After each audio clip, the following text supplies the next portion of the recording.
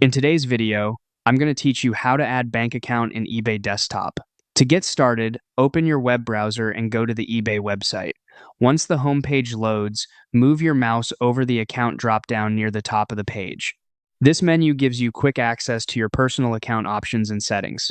From that drop-down, click on Account Settings. This will take you to the area where you can manage important parts of your eBay profile, including payment-related options. When you arrive on the account page, look for the Payments section and click on it. This is where eBay stores and manages the payment methods connected to your account. Next, select Add Cards and Accounts.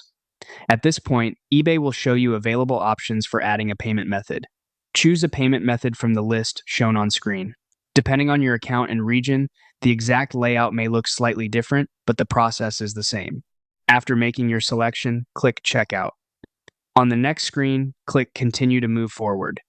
You may then be asked to choose the payment method again, so simply select the appropriate option when prompted. For this setup, click PayPal.